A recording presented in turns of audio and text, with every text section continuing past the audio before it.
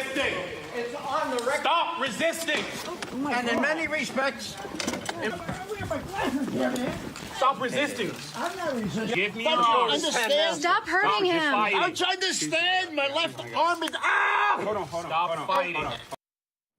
Well, the second person who was on that video and was wrestled to the ground there by security and then escorted out is 79-year-old CIA veteran Ray McGovern. He served at the agency for 27 years, but then became a political activist too, protesting the use of torture programmes. McGovern is a staunch critic of Gina Haspel.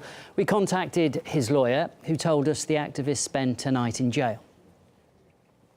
Well, the CIA's enhanced interrogation programme was the main focus of agency head nominee Gina Haspel's Senate grilling.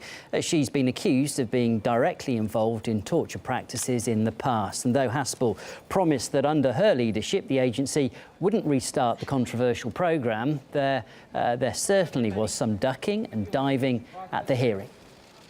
You believe the program, in terms of the interrogation program, was consistent with American values? We have decided to hold ourselves to a stricter moral standard. Are they consistent with American values? Senator, I believe very strongly in American values. I want to trust that you have the moral compass that you said you have. I have conducted myself honorably and in accordance with U.S. law. Do you believe that the previous interrogation techniques were immoral? What I believe sitting here today is that I support the higher moral standard we have decided to hold ourselves to. Can you please answer the question?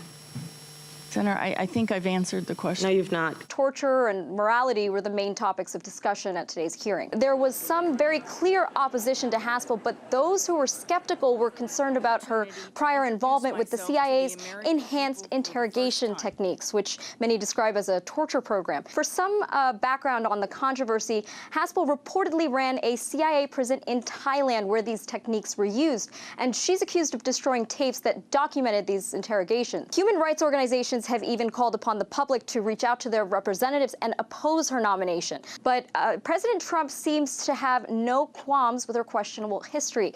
In fact, he's even praised her for being, quote, tough on terror. So it's unclear whether or not Trump's support will be enough for an easy confirmation, but we'll just have to see what happens. Gina Haspel has had practically every senior position in the CIA's headquarters. She's currently the acting director of the CIA. I knew her when she was the chief of staff in the Counterterrorism Center. She's been in the Senior Intelligence Service for decades. But I think that she's not qualified to lead the CIA because the actions that she took during the dark period of the CIA's torture program disqualify her. She has been doing literally everything she can think to do other than telling the truth about the CIA's torture program to get this job. Gina Haspel had the opportunity to say the right thing, that this was a dark period in U.S. history, people made mistakes, the program was immoral, it was illegal, it was unconstitutional. She never said any of that. Well, the most recent polls do suggest that only a third of Americans believe that the alleged involvement in torture does render Haspel unfit for the post of CIA chief. We asked people on the street what they think. No, I don't think so. Immoral. Immoral. It's pretty cruel and it's wrong. I don't think it's morally right. If it was going to stop a terrorist attack, it'd be all right. I don't like them, but I don't claim to understand why it's done or how it's done. Sometimes torture might be necessary. If it kept Americans, here safe from terrorism or information leading to any terroristic activities, of course.